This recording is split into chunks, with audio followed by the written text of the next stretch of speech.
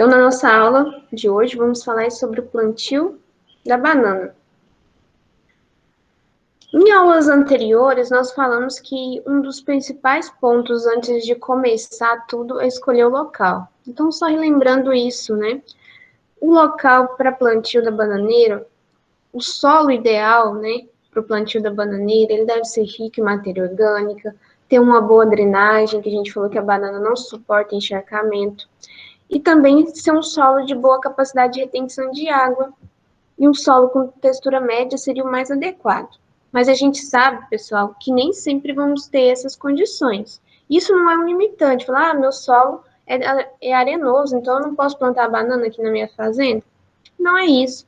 Isso é o solo ideal, mas a gente sabe que a gente não encontra aí facilmente o ideal. Então, o que o produtor deve fazer? Ele deve melhorar esse solo dele. Uma das formas de melhorar a textura de solo é adicionando matéria orgânica nesse solo.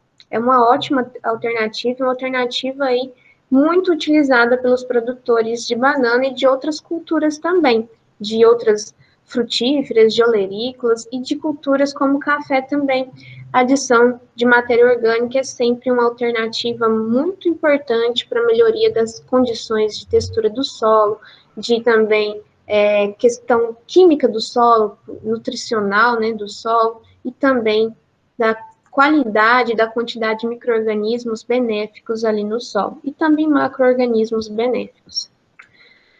Outro ponto, depois de ter escolha da área, vocês lembram que depois que escolhe a área, faz a amostragem de solo, de uma forma de formar uma amostra composta, né? Envia uma parte dessa amostra composta para o laboratório, tendo a análise, faz cálculos de calagem, de adubação. E antes de iniciar esse plantio, deve-se, bem antes, né, gente? Não é na véspera, porque você vai ter que comprar mudas convencionais, que tem viveiros que produzem mudas convencionais, ou mudas micropropagadas também, que são encontradas hoje com bastante facilidade em viveiros aí pelo Brasil. Então, para escolher a cultivar, como eu falei, né, anteriormente aí, é importante saber qual que é o histórico da área de problemas sanitários, como mal do Panamá, ocorrência de mal do Panamá, de cigatoca negra, de cigatoca amarela. Porque se você, principalmente aí para o mal do Panamá, se naquela área, naquela região tem muito problema com essa doença, é importante escolher aí cultivares que tenham resistência a essa doença, tá? É um fator importante. Porque a resistência de plantas a doenças é um dos métodos aí bem eficientes de controle de doenças de plantas, não só da banana, mas aqui a gente citando, se tem materiais mais resistentes, por exemplo, a banana nanica, o nanicão, a grande nine, é resistente ao mal do Panamá para os fungos, as subespécies que tem aqui no Brasil. Então, o ideal para essas áreas de maior ocorrência é cultivar esses materiais resistentes. Outro ponto para a escolha da cultivar é se atentar à preferência do consumidor. Vai ser para exportação? Vai ser para importação? Vai ser para que mercado externo que vai comprar? Por exemplo, a Europa, os materiais, né, as bananas mais vendidas são do grupo Cavendish, banana nanica, nanicão e grande nine. Então, vai depender do mercado também que vai consumir essa banana e dependendo aí da escolha da cultivar a ser plantada. Lembrando que o produtor não cultiva 100% da área dele com banana prata, ou banana da terra, ou banana nanica. Tem uma diversificação de acordo com o mercado que ele vai alcançar. Então, ele não planta 100% de uma variedade, ele planta outras variedades, sendo que vai sempre dar mais prioridade para aquela que tem um preço melhor, que tem uma saída maior no mercado. Hoje nós temos aí uma grande diversidade, né, de variedades que são plantadas. como a prata anã, a pacovan. A pacovan, ela tem características muito parecidas com a prata, até de sabor, né? A nanicão, a grande nine, a maçã, a nanica, a banana da terra, a terrinha, a banana da Angola, a prata comum. Só que hoje, umas que são bem menos plantadas, né, é a ouro, a missori, a caipira e a anã. Elas têm sido aí menos plantadas por uma questão mesmo de preferência do consumidor.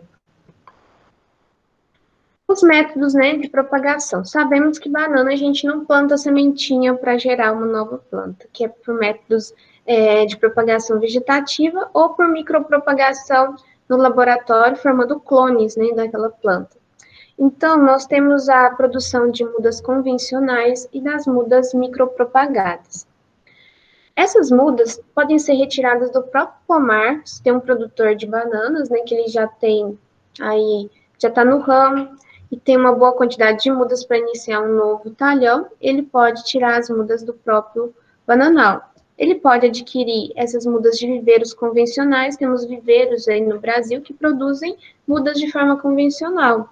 As mudas do tipo chifre, chifrinho, chifrão, né, que a gente estudou, tem viveiros que vendem esse tipo de muda, e também tem viveiros que vendem aí as mudas micropropagadas. A aquisição das mudas do próprio bananal. Muitos produtores, às vezes, adquirem de um produtor vizinho ou da própria pomar, só que tem que ter alguns cuidados, né, pessoal? Sempre na hora de adquirir essas mudas do próprio bananal comercial, deve-se sempre os cuidados sanitários, retirar essas mudas de talhões que não apresentam doenças, que não tem ocorrência lá do moleque da bananeira, porque muitos da disseminação do moleque da bananeira é por via de mudas. Leva lá uma muda do tipo chifre, que já está com a fase larval do moleque da bananeira no rizoma. Vai propagando por vários locais. A forma que propagou aí essa praga, né, no Brasil foi principalmente por mudas já infestadas com essa praga. Então é importante sempre ter esse cuidado em verificar a sanidade dessas mudas retiradas. Os pequenos produtores, que representam no Brasil mais de 90% dos produtores de banana, né, eles usam mais esse método, né, das mudas convencionais, comprando aí mudas dos vizinhos ou retirando do próprio bananal. Nesses casos, né, para a retirada das mudas do próprio bananal, anteriormente a essa retirada, deve-se fazer a seleção dessas mudas dentro da área. É importante que, para retirar essas mudas da área do pomar já comercial, é importante verificar a posição que ele está e que posição ele vai ser retirado para não danificar ali as plantas que vão ficar na área e que estão em produção. A escolha dessas mudas, ela deve ocorrer quando a planta-mãe está já bem desenvolvida. A planta-mãe é aquela mais velha, né, ali da touceira, que já provavelmente estará produzindo frutos.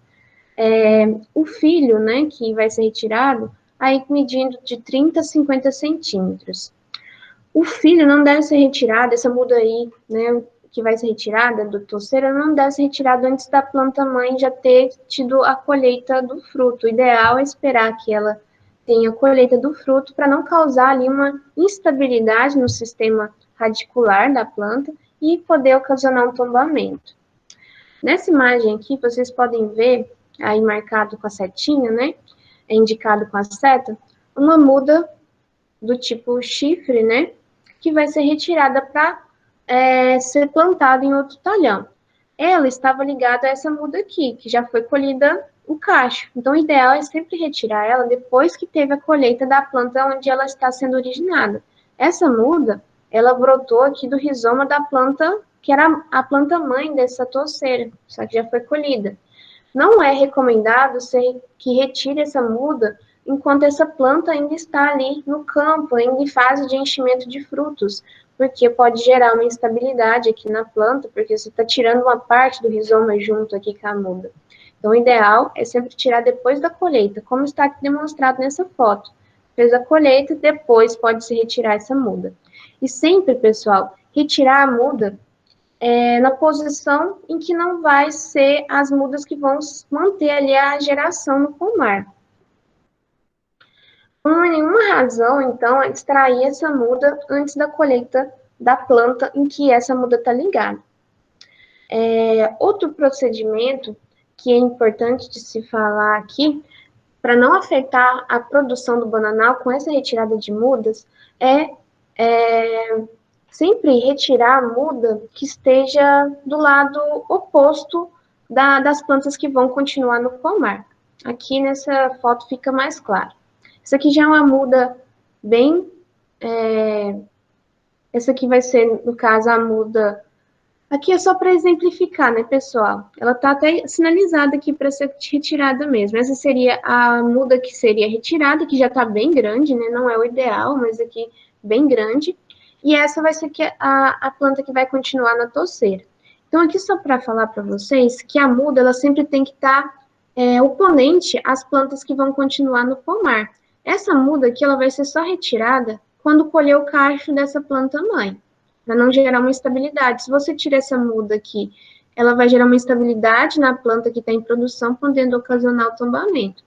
Depois que fizer, então, a colheita desse cacho, dessa planta mãe que ela está ligada, aí retira essa muda e essa vai manter. Não é recomendado você tirar as mudas próximas às plantas que vão continuar no pomar, para não gerar aí uma instabilidade de fixação dessas plantas no solo e prejudicar ali o desenvolvimento e podendo ocasionar até um tombamento durante a fase de produção.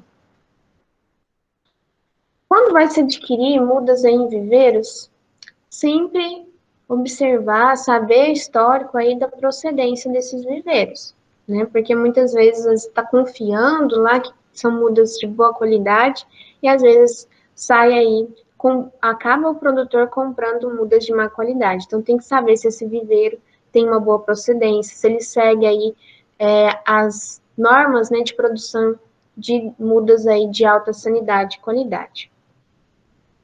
Então, tem muitos viveiros que fazem a multiplicação de mudas em campo, tá? E essas mudas convencionais, né, produzidas por esses viveiros, elas são mais baratas do que as mudas micropropagadas. Embora o custo de instalação de um viveiro com mudas micropropagadas seja mais elevado para o produtor do que a instalação de um viveiro com mudas aí convencionais, esse custo ele vai se diluir ao longo aí dos anos, né? Porque se você inicia seu pomar com mudas de qualidade, garante que você vai ter um pomar muito mais uma fitossanidade aí, menos problemas fitossanitários, digamos assim, né? E isso, com certeza, vai reduzir custos com controle de doenças, de pragas também. E o pegamento das mudas micropropagadas, ele é bem próximo aí ao 100%. Claro que se o produtor garantir as condições de irrigação adequada, não é plantar no mês de agosto aqui no Sudeste e deixar. Aí você vai ter uma grande quantidade de plantas que não vão enraizar. Mas seguindo as condições adequadas, as mudas micropropagadas têm uma grande capacidade de pegamento. As mudas convencionais também, mudas de banana aí é fácil, né? O pegamento delas não é uma planta de difícil propagação, tanto por métodos de micropropagação, como de mudas convencionais retiradas do pomar. Aqui mostrando a muda micropropagada, produzidas em tubetes. Depois, no finalzinho, vou mostrar aí alguns preços dessas mudas, né? Aqui as mudas convencionais que a gente já estudou, né?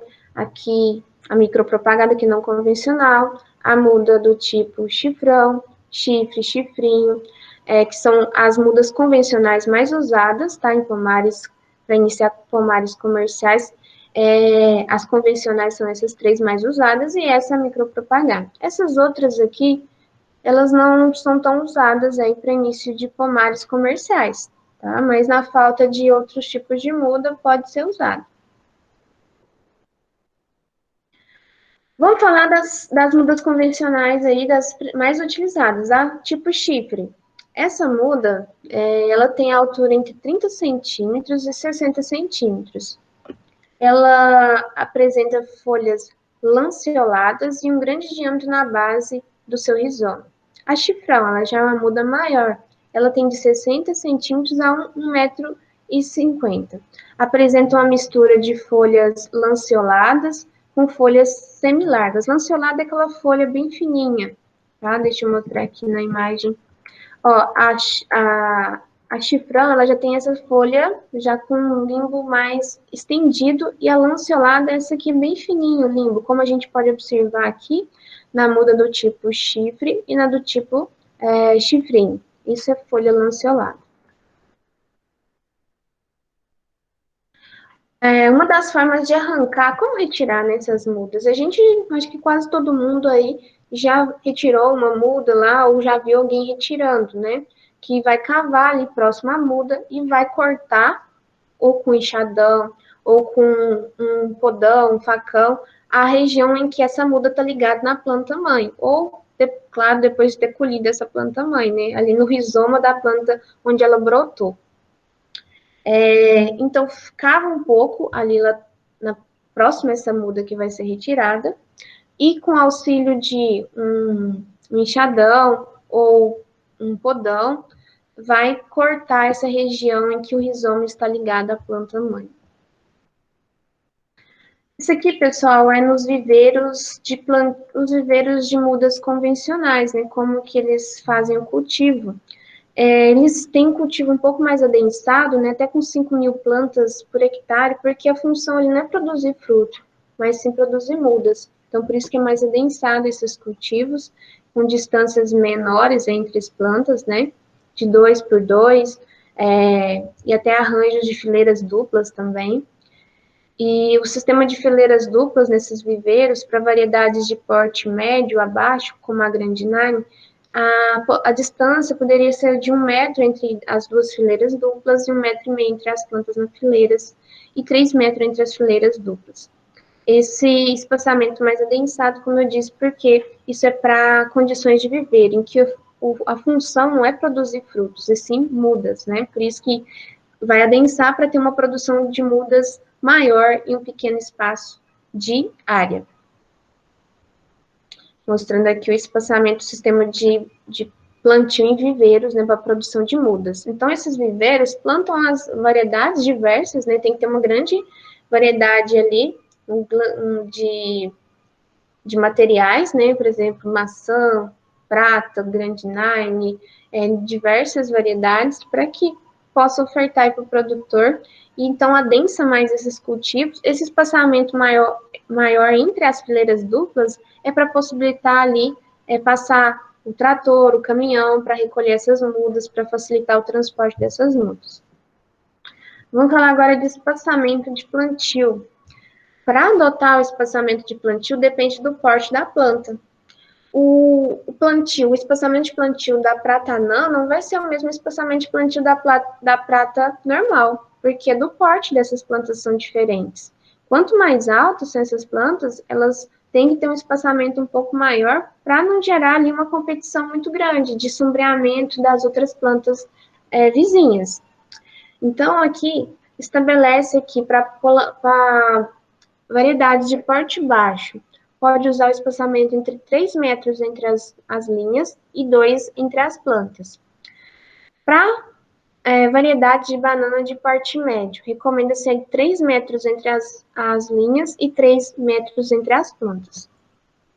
Para variedades de porte mais alto, recomenda-se o espaçamento entre 4 metros entre as linhas e 3 metros entre as plantas na linha. Isso aqui é só uma ilustração mostrando o espaçamento aí de 4 metros entre as linhas e 3 metros entre as plantas na linha, que é adotado aí para variedades de porte alto, como a banana prata comum, né? Aqui mostrando a dimensão de uma cova de plantio, que é 40 por 40 por 40, tá? Isso, pessoal, vai também ter variação de acordo com a dimensão da muda, tá? É diferente você fazer uma cova para uma muda micropropagada, que tem um sistema ali radicular pequenininho, do que para plantar uma muda aí do tipo chifrão, que é uma muda de até 1,5 m. Então, vai depender também do tipo de muda. Mas, mesmo sendo a muda micropropagada, tem que fazer uma cova maior, uma de 40 por 40, porque vai ter que colocar esterco ali junto. Ou também, como eu disse, produtores mais tecnificados não abrem as covas individuais, faz o suco de plantio e vem colocando as mudas de acordo com o espaçamento entre linhas. Em terrenos que permite fácil movimentação de máquinas, por exemplo, terrenos planos, né, que não tem muita declividade, então permite aí que esse preparo seja feito via suco, né, usando um sucador. A profundidade, então, quando se usa o sucador, tem que ser de 30 a 40 centímetros, como eu disse, baseando-se no tamanho dessa muda. E também, na hora de construir os sucos, já vai adotar o espaçamento entre essas linhas. Se é uma cultivar de porte alto, vou adotar entre as linhas 4 metros de distância. Se é uma de porte aí médio, 3 metros. Se vai construir essas covas aí manualmente, né, fazer uma dimensão de 40 por 40 por 40. Lembrando que o ideal é, na hora de abrir em profundidade essas covas, quando é feito manualmente, sempre tentar separar os 20 centímetros mais superficiais do solo de um lado, os 20 centímetros mais subsuperficiais dessa cova de outro. Porque nessa parte mais superficial do solo vai se misturar os adubos, o esterco, e essa parte mais superficial do solo, ela é mais rica em nutrientes. Por isso que ela vai voltar e ficar na região onde vai desenvolver as raízes da planta. E essa parte onde estava mais abaixo, ela vai vir na parte mais superior ali da cova, na hora que colocar a muda. Solos aí que sejam mais, por exemplo, mais arenosos, as dimensões podem ser 30 por 30, mas sempre lembrando que vai depender do tamanho dessas mudas. A calagem e adubação. Pessoal, nós falamos na última aula que para fazer calagem tem que ter antecedência, pelo menos 60 dias antes dessa etapa aqui de plantio. Tem produtor que vai optar por fazer calagem em área total, e tem produtor que vai fazer calagem ali no suco, onde vai ser o plantio. Aí abre os sucos lá 60 dias antes, faz a calagem recomendada ali nos sucos, e depois, né, na época de plantio, já ocorreu aí o processo de reação e redução da acidez do solo. Mas tem produtores que fazem a distribuição dessa calagem em área total, ali com lanço, né, antes de começar a etapa de preparo dos sucos e da cova. A adubação de plantio, nós falamos na última aula sobre o que deve considerar, amostragem de solo, tudo, né?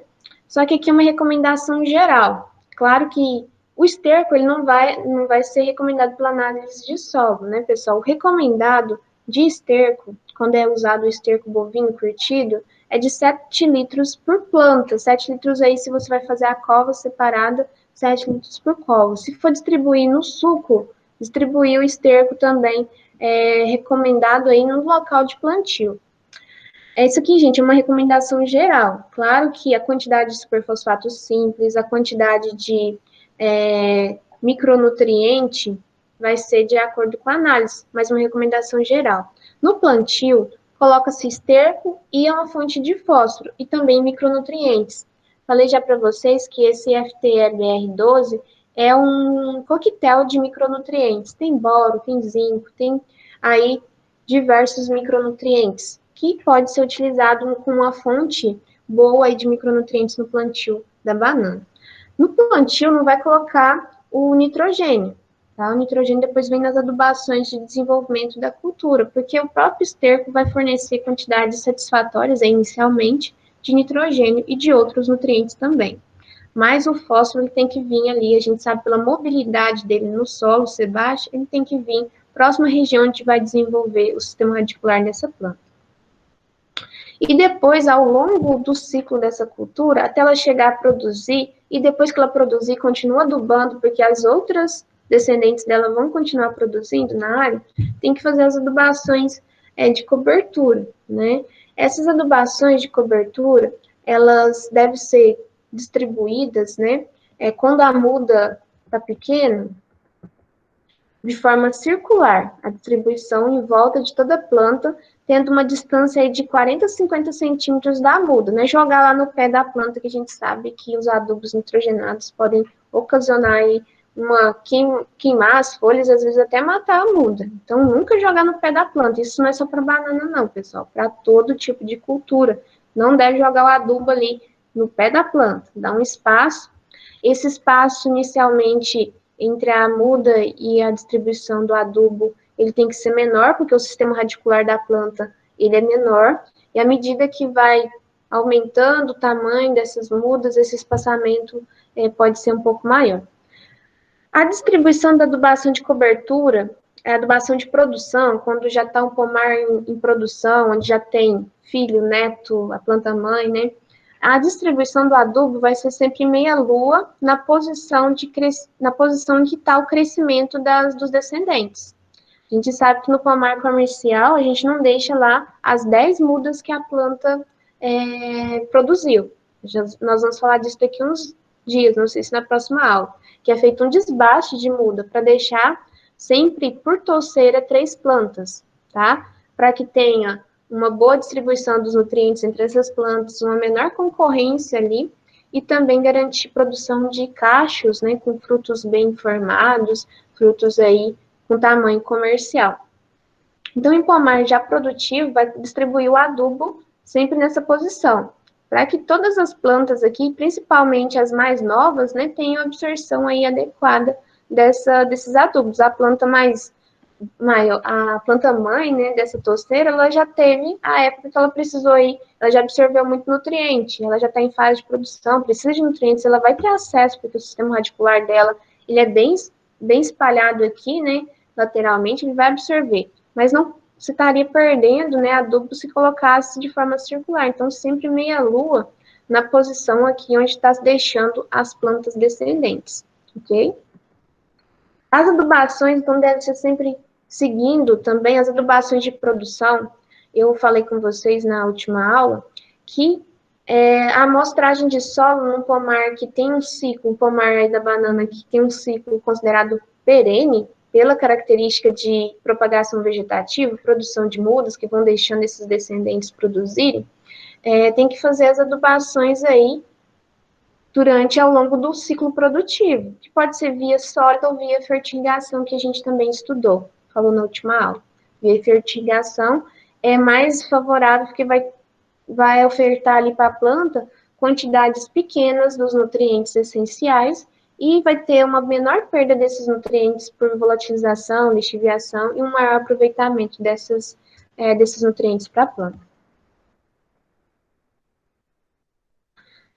E só relembrando, né, fertilização é um método aí de ofertar esses nutrientes para as plantas muito eficiente, né, via água, aí não vai ter gasto de mão de obra, não vai ter maior eficiência de utilização desses nutrientes pela planta via água. E é uma prática que tem sido muito empregada na agricultura irrigada. Para avaliar essas condições nutricionais da bananeira, além da análise de solo, que é coletada no pomar em produção, também uma recomendação é a análise foliar. Como retirar? Qual folha eu vou retirar do meu bananal para enviar para o laboratório? E claro, gente, não vai enviar uma amostra de folha. Aqui está mostrando como amostrar em uma planta, mas retirar aí de várias plantas, de 20 plantas, tomadas aleatoriamente dentro da área, tá ok? Para as bananeiras, é recomendado fazer a amostragem da folha, da terceira folha. Como que eu sei qual que é a terceira folha?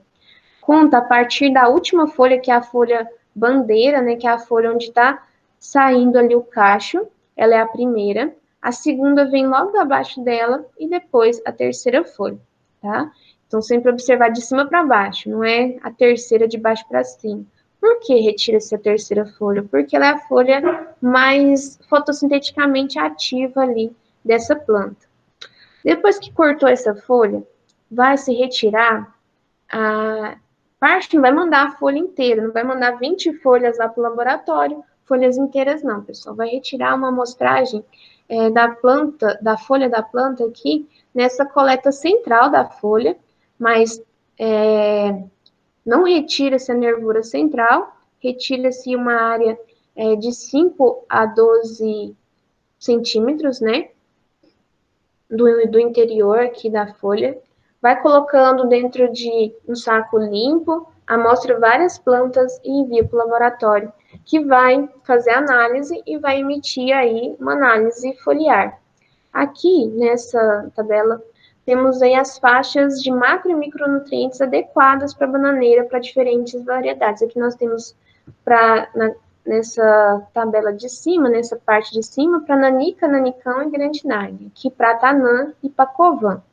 Então, com base nesse que é o ideal, vai se verificar como é que está a condição nutricional da banana lá da propriedade. Por exemplo, estou plantando, fiz uma amostragem de folhas e enviei para o laboratório de Pratanã. E veio lá o meu laudo. Então, tenho aí que comparar o que é adequado. O adequado de nitrogênio na amostra é de 26 a 30 gramas por quilo. De fósforo, de 1,7 a 2,2 gramas por quilo. De potássio, assim por diante, né? E com base nessa análise nessa análise foliar, né, não de sol, nessa análise foliar, é possível aí fazer uma adubação mais equilibrada para suprir o que está faltando nessa planta e nas adubações de produção. As inspeções e tratamentos fitossanitários. Não é plantar, adubar e esquecer, né? Irrigar e esquecer. Tem que se fazer monitoramento na área para verificar qualquer sintoma de ocorrência de doenças, de pragas, para entrar com os cuidados, com os manejos aí, de forma mais precoce possível para evitar danos maiores. Por exemplo, está tendo ocorrência de cigatoca amarela em algumas plantas no pomar. É importante fazer a retirada dessas folhas que está tendo os primeiros sintomas antes de que esse fungo se espalhe para as outras folhas e para outras plantas. Então, esse monitoramento é importantíssimo, não só para essa doença, mas também para as pragas, como o moleque da bananeira. Se observa uma planta lá tendo sintoma, porque visualmente você não vai ver essa praga, ele está lá dentro do rizoma, mas vê alguma planta que está tendo algum sintoma de amarelecimento, de subdesenvolvimento, então aí vai lá, abre essa rizoma da planta e verifica a presença desse inseto. À medida que vê esse inseto em uma planta, tem que tomar medidas ali de aplicação de inseticida na área para evitar que essa praga se espalhe. Sendo aí que se espalhar e demorar a verificar esse problema, essa praga já vai ter atingido o nível de dano econômico, que é quando o controle sai mais caro, né, do que os prejuízos causados, já não vai compensar mais. Aí você vai ter uma perda de produtividade muito grande. Então, por isso que deve-se fazer sempre as inspeções na área para verificar a ocorrência de pragas e de doença. Bom, a parte teórica da nossa aula de hoje é essa.